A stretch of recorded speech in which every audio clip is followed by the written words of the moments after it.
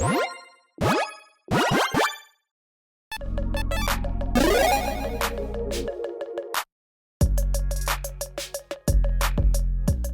everyone, Mitch coming in for the Commander Score Studio. Welcome to the show. So today's episode comes to you courtesy of Carlos, who's been supporting this channel as a Golden Pig tier patron.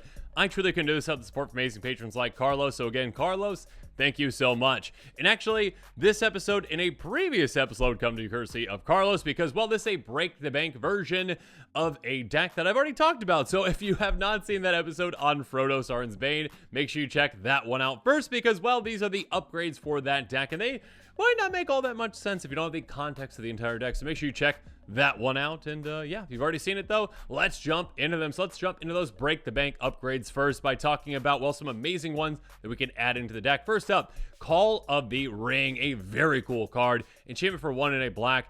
At the beginning of your up, keep the ring tempt you. Again, the ring tempting you is huge for this commander. Again, we want the ring to tempt us 4 times essentially. And this one says, hey, I'll just do that all on my own. Whenever you can choose a creature as a ring bearer, you may pay 2 life, you do draw a card. So again, a draw engine for you as well. On top of a ring tempting value engine. This card is fantastic. This card is amazing. This card is something you're like, yeah, I'll tutor for this and get this into play and have some lovely times. Next up, Lightning Greaves. Equipment for 2 mana. Equip creature has haste and shroud, equip 0. So talked about on that episode about how it's important to maybe even surprise your opponents and take them out of nowhere. Again, with your Phage, essentially. Frodo, once you've got Frodo into a scout and then into, you know, a rogue and just, you know, being able to take players out with one shot, that's pretty fantastic. And saying, okay, now I can hastily swing at you. Great. On top of that, the Shroud, again, is a fantastic way to protect Frodo in many circumstances as well. Next up, speaking of protection, Boromir, Warden of the Tower, 3/3 Vigilant Human Soldier for 3 mana. Whenever an opponent casts a spell, if no mana is spent to cast a counter that spell, that's lovely. This can get rid of a lot of pesky things like, hey, Cascade. Nope, you're not doing that. Anyways, on top of that, sacrifice Boromir. Creature control get indestructible out of turn. The ring tempts you. So another way to save your entire army by sacrificing this. On top of that, the ring tempting you, again, is just lovely. This is exactly what this commander wants. Next up, Nazgul. Now, Nazgul are really expensive these days. Nazgul is a 1/2 Wraith Knight with Death Touch that costs 3 mana. We're going to be adding 3 of them into the deck because a deck can have up to 9 cards named Nazgul. We don't have the budget for that. We go up to $100 with this budget. Unfortunately, we can only fit 3 Nazgul in there. Regardless, when it's just bound for the ring tempts you, and whenever the ring tempts you, get a counter on each Wraith you control. So that can, at least can get pretty big pretty quickly. And on top of that, yeah, the ETB is just also nice. So there you go. Moving on, Whispersoak Cloak. This is a great card for multiple reasons. Equipment for 3. Equip creature is unblockable and can't be targeted to spells or abilities. So again, basically Shroud. So essentially, hey, Frodo is coming through. And you can't target it to stop it. You can't try to take out my commander. And it is coming through, and it is a one-shot KO on you once I'm set up properly. So good luck with that. An incredible addition. Next up, Maskwood Next. This is a really fun addition, essentially. An artifact for 4 mana. Creature controller, every creature type. The same is true for creature spells you control and creature cards you own that are on the battlefield. Pay 3, tap, make a shapeshifter. Now, what you care about this is not the shapeshifter. This is kind of like an investment for you. This is like, hey, yeah, you know what, Frodo?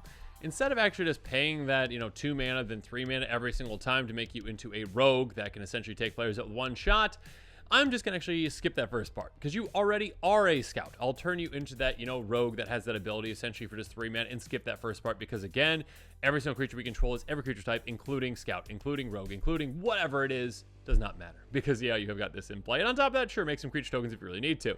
Then there's 1 ring to rule them all. Another great addition. The first lore counter is the ring tempts you. Then each player mills cards equal to ring bearer's power. The second is draw a non-legendary creature. So again, this one helps you tempt, which is amazing. This one helps get rid of creatures and maybe even all your opponent's creatures so Fro can just get right through. And the third one is each opponent loses 1 life for each creature card in that player's graveyard. So this could also just be another way to finish them off as well, depending on the situation. Then there's War of the Last Alliance. 4 mana for this saga. The first and second are search life for a legendary creature card. Reveal, put in your hand, then shuffle. The third one is creature you control, getting double strike until on turn. The ring tempts you. Double strike is great with this commander. I mean, also, you know, searching for that legendary creature. There's a couple of great ones that can really help you. I mean, we just talked about Boromir. Secondly, though, yeah, double strike, great with Frodo. Get through, hit twice. You know, the ring tempt twice or take an opponent out. And then also the ring tempting you. If you hadn't already gotten to that point, that can really help you as well. And then finally, Witch King of Angmar, a 5/3 noble with flying for 5 mana. Whenever one or more creatures deals common damage to you, each opponent sacrifices a creature that dealt common damage to you this turn. The ring tempts you, so a great attack deterrent. And if your opponents do attack you, they're going to have to pay for it. And again, you tempt with the ring to get even further along. And then also discard a card becomes indestructible until on turn tap. It's another way to protect this and keep it in play. A fantastic card and a fantastic addition to this deck. But now let's quickly go through some lands that we're going to be adding in as well with this Break the Bank. First up, Ganjo, Sea of the Empire, just an incredible card. A legendary land for a single, just taps for a single white, but also has channel for 2 and a white. Discard it, 4 damage target attacking your blocking creature. It's going to cost 1 less to get for each legendary creature we control. So, yeah, this can just cost even less than that. It can be a great, just flexible land. Again, enters the battlefield, untap, tap it ready for mana, or also just, hey, it's a removal spell as well. What's not to love? Next up, Takenuma, Abandoned Mire. It is also very similar. Tap for a black or pay 3 and a black to channel it, discard it, and then mill 3 cards, turn a creature planeswalker card from your graveyard to your hand. Cost 1 to cast for each legendary. Again, we've got some great cards that we want to get out of our graveyard, some great creatures that we're going to want to get back and utilize again, like Boromir. Just think about that. Absolutely fantastic. Again, not really taking up a spot in the deck, being a land. Speaking of which, Shizo, Death Storehouse, an incredible card. Legendary land, tap for a black mana. Again, all of these come into play untapped, just tap right away. Also, pay a black, tap target legendary creature gains fear until end of turn. Can't be blocked except by artifact creatures and our black creatures. Again, yet another way, just a free way in our deck, essentially, to make Frodo unblockable in many circumstances, so our opponents get taken out by it. And then finally, we've got the Black Gate, legendary land, gate, enters the battlefield. You can pay 3 life if you don't enter the battlefield tapped. So yeah, lightning bolt yourself. You can use it right away if you need to. Taps for a black, pay 1 to black, tap, choose a player with the most life or tap for the most life. Target creature can't be blocked by creatures that player controls this turn. So again, a way to get Frodo through on essentially any of your opponents. Again, if someone has the most life or aside from the most life, take them out with this.